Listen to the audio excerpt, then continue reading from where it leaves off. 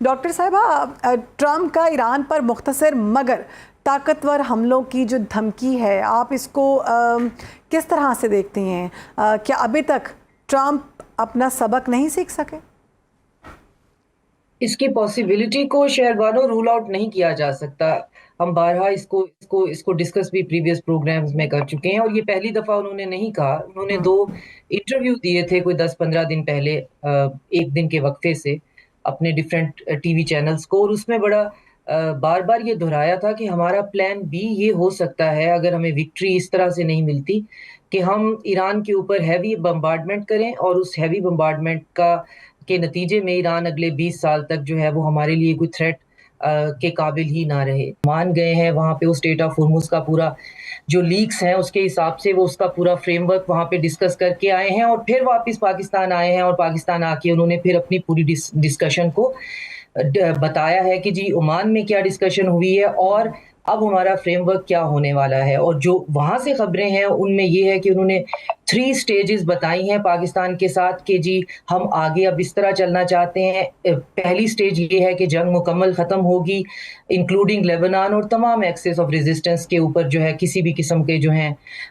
उनके खिलाफ जारियत बंद हो जाएगी। और दूसरा ये कि स्टेट ऑफ होर्मुज जो है उसका एक ऑपरेशनल मैकेनिज्म जो है वो डिसाइड होगा, वो प्रीवियस सेटअप पे नहीं जाएगा। और फिर तीसरी चीज़ पे हम जो है वो न्यूक्लियर के बारे में डिस्कशन में बैठेंगे। तो डिस्कशन जो है वो स्टेजेस में होगी। फिर दोबारा पाकिस्तान में ये डिस्कशन करने के बाद अब्बास अराची जो है वो रशिया जाते हैं, वहाँ पे सर्गे लेवरोव से मिलते हैं और पुतिन के साथ 1 घंटा 15 मिनट की मुलाकात करते हैं, जिसके बाद जो है वो रशियन मीडिया और ख़ासतौर पे उनका जो फॉरेन ऑफिस है वो हमें बहुत डिटेल रिपोर्ट देता है कि रशिया कितना खुल के ये कह रहा है कि वो इस पूरे प्रोसेस में, इस रीजन में जो हो रहा है वो साथ में है, और ईरान पे किसी भी किस्म के हमले की वो जो है बिल्कुल इजाज़त नहीं देगा। और उसके बाद फिर पुतिन की बात होती है ट्रंप के साथ। तो ये जब आप इन डेवलपमेंट्स को देखते हैं तो इसमें आप देखें कि किस तरीके से Pakistan being on the centre stage, Iran जो है वो हर एक बात, हर एक मुज़ाकरात, अपनी हर एक तजवीज़ जो है वो पाकिस्तान से शेयर कर रहे हैं। और ऑफ कोर्स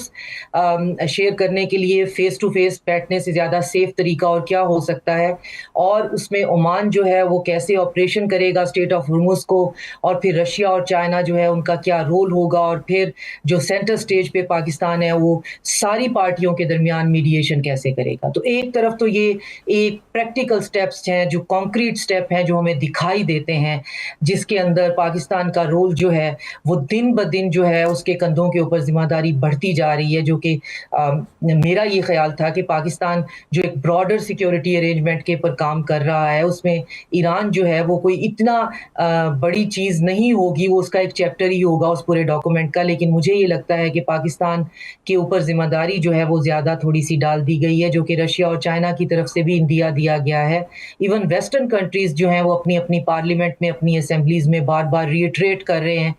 कि we are looking forward to that, और हम इस बात को बहुत अप्रिशिएट करते हैं वगैरह वगैरह।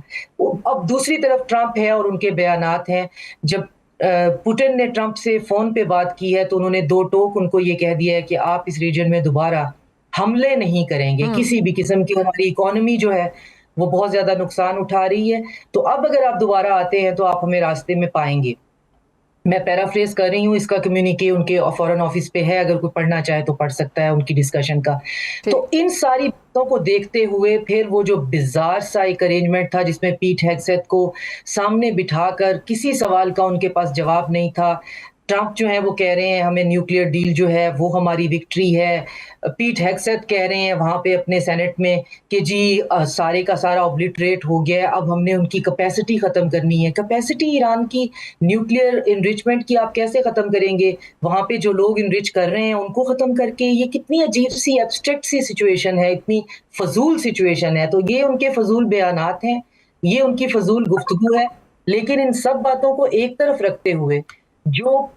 एक्शनेबल जो हमें इंफॉर्मेशन मिल रही है वो हौसला अफजा है। उसमें बहुत से कंट्रीज जो हैं अब वो खुलकर, सामने तो वो पहले भी थे, अब खुल के वो इस चीज़ के अंदर ये भी बता रहे हैं कि हम हमारा स्टेक है और हम इस चीज़ को लिंगर ऑन नहीं होने देंगे। और साथ में ये کہ جو ایران کا اعتماد ہے اور پھر خاص طور پہ جو امریکہ جو ہے وہ ٹوٹلی کسی آف ریمپ کے لیے پاکستان کی طرف دیکھ رہا ہے، اس میں اب آنے والے دنوں میں ہم دیکھیں گے شہربانوں کہ پاکستان کی اوپر جو ذمہ داری ہے وہ تھوڑی سی زیادہ ہو جائے گی، کیونکہ ایرانی وزیر خارجہ کا ہمارے پاس آنا، پھر عمان جانا اور پھر ہمارے پاس آنا اور پھر ایک ایک منٹ کی ہمیں خبر دینا اور بتانا کہ اور وہ ایک پیج پہ رکھنا اور اتنی رسپیکٹ دینا، اس کا مطلب یہ ہے کہ وہ اس پورے پروسیس میں ہم پہ بہت زیادہ ریلائی کر رہے ہیں بالکل اور وہ ہمارے ساتھ لے کر چلتے ہوئے باقی مڈل پاور کے طور پہ اور بڑی پاورز چائنا اور رشیا کے ساتھ جو ہے وہ چلتے ہوئے اس ریجن کے اوپر جو ہے وہ کام کرنا چاہ رہے ہیں. اور اگر یہ سب اتنی لگن سے شروع ہو گئے